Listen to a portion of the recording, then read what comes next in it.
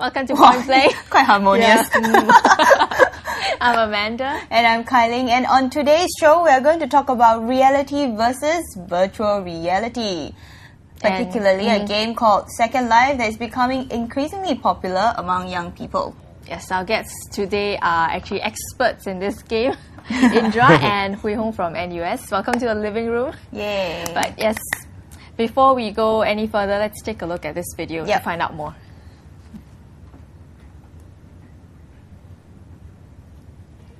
Ever wanted to become a model but think you're too short?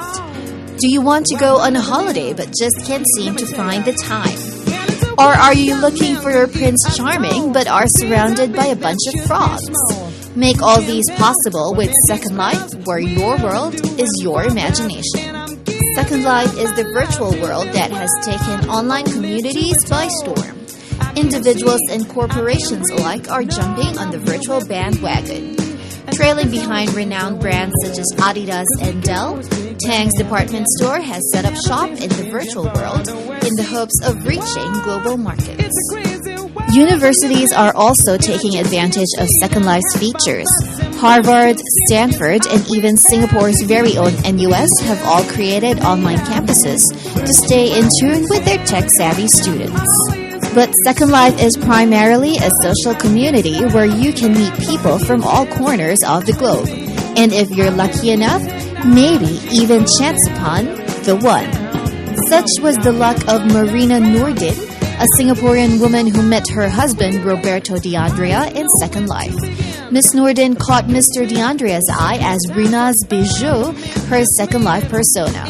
And after a 4-year long-distance virtual courtship, the couple celebrated the fact that they can finally shop and have dinner together in real life. Ultimately, it is the human touch and connection that Second Life users seek. But sometimes they can get carried away. Such was the case of Kimberly Jernigan, a woman from the United States who plotted the real-life abduction of her Second Life boyfriend. Another example is a playground where users gathered and acted out their pedophilic fantasies. While Second Life creators shut down the area, one of its members defended his online activities. I am security for this area and I'm asking you to leave. I'm just observing what you've been doing and, it's not exactly good behavior, is it? I suppose my question to you is, would you do that kind of thing in real life? No, sir. So it's just a fantasy world that you're living out? Everybody here is 18 or older, and everybody that lies about their age to get online onto this grid gets reported to the Lindens. Yeah, but I guess the point is that you're fantasizing about having sex or brutal acts of sex sometimes with young girls. I have no more comment. Goodbye. Indeed, Second Life appears to be a double-edged sword. Guided by its users' imagination, it can range from cool and inspiring to creepy and just plain dangerous. While it's increasingly becoming a part of our everyday lives, the debate regarding its necessity remains. Is Second Life more trouble than it's worth? You decide. Yes, welcome back. Okay, maybe first we should explain why Fang and Indra are experts. That's Indra, why are you an expert on Second Life? Okay, I wouldn't call myself an expert, but kind of like I've been on this Second Life since August last year or even July, and since then I've gotten to know like a lot of friends from NUS itself. So they've taught me what I needed to know, and of course I myself went in and tried to find some tutorials. From there I learned myself. Okay. Maybe you can just pull up your avatar and Okay. show us your face on Okay, Second the Life. face itself, is it? Okay. It's not really a portrayal of myself, but yes. Okay, this is basically who I am in Second Life. Indra. Yes, Indra Vlodovic. But of course, yes, it's dark. Are you saying that he's not in real life? No. okay, no comments. Okay, maybe Fang, what about you? You have been... I'm not even as good in Second Life as he is. So it's better with the gadgets and whatnot. So Okay. What's what sustained me is the community. So I'm so called one of their predecessor because I helped pioneer the committee, which spearhead this entire NUS Second Life project. Okay. Yeah. So what is it that sort of draw you all into Second Life? Why do you all decide to go and like fiddle around with it and then build up a community? Okay, so for me, how I started out was that I went for this matriculation fair for NUS, and they had a booth, and they were telling us a bit here and there about Second Life itself. And I went home, nothing to do, as a teenage, youngster, so we just basically tried to just log in and try to see everything. And when I logged in, I kind of get to know a few people, and I made friends with them, and just makes me wants to log in again and again. So from there, I kind of like just get hooked on it for a while. So yeah. Well, what do you like most about it? It's the community, it's the friends you make, and basically those people that you meet in Second Life, they are not the kind of people you're going to talk to in real life.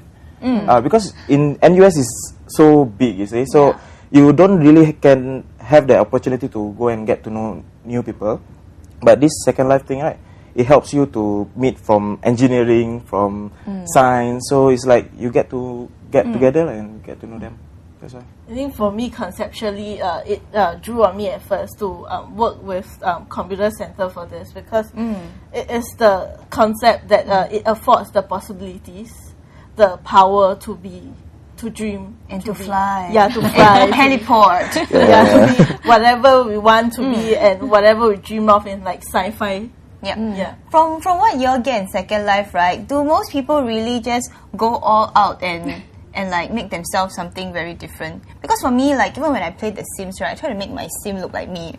Okay. I have no imagination. Okay, yeah, we have some people who try to just portray themselves as themselves, but what's the fun in that? This is a virtual reality. You can be anything you want. We have some Power Rangers here, and we have furries. It's like we try to like portray something different. We just can be anything we want. There are two schools of thoughts. Yeah, there's schools of thought. Tell us the two schools of thought.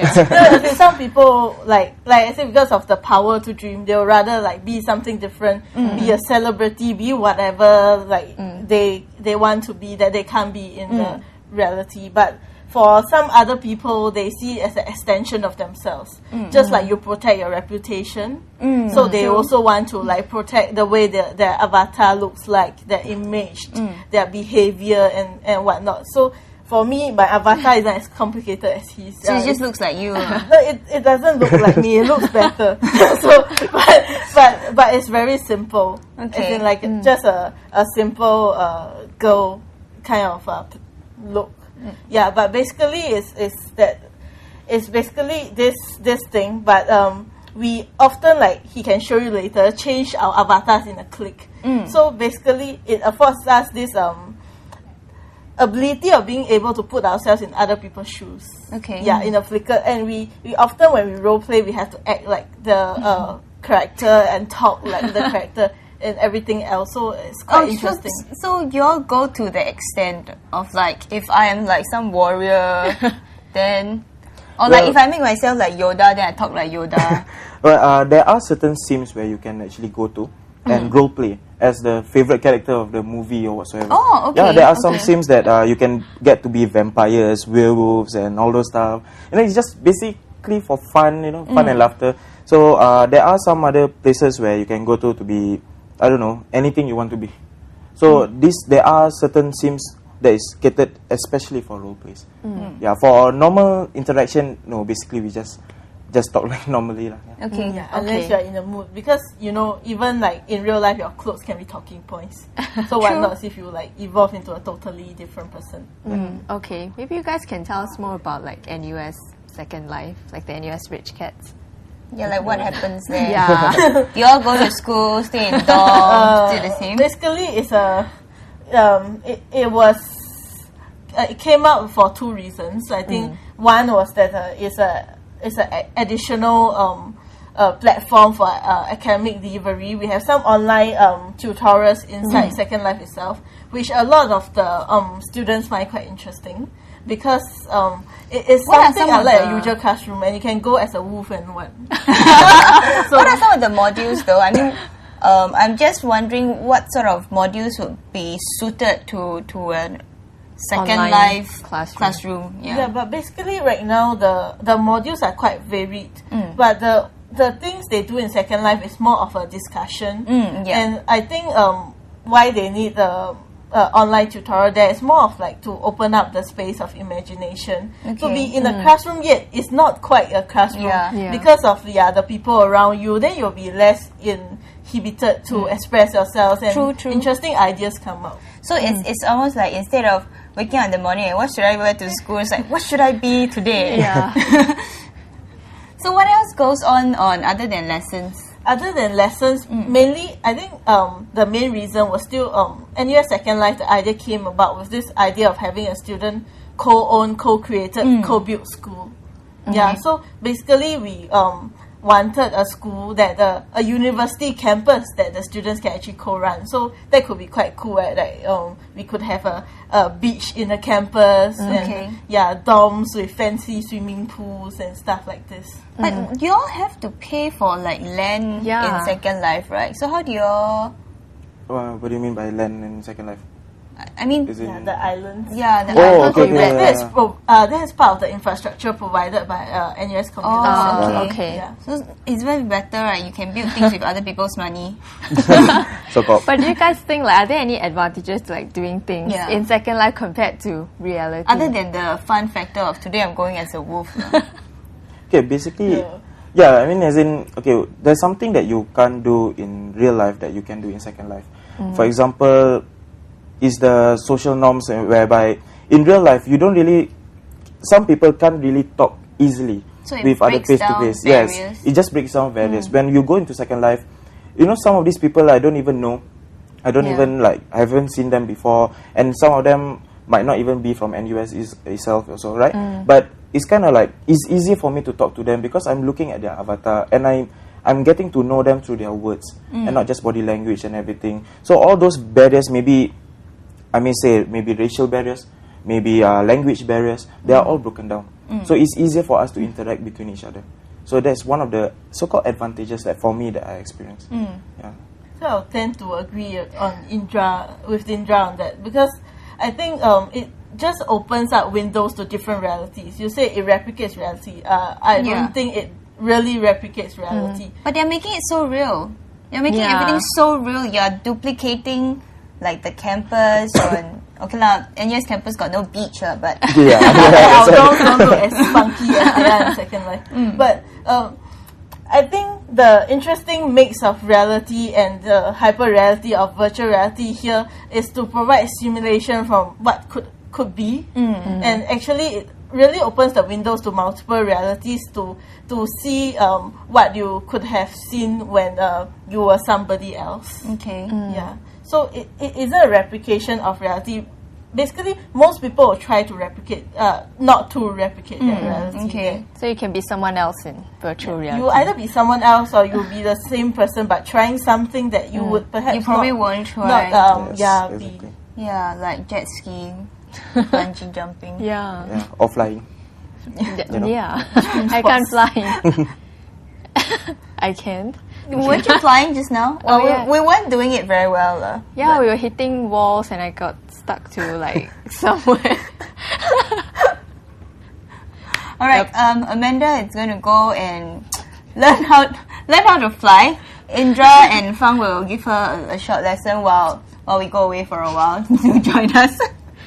Yep.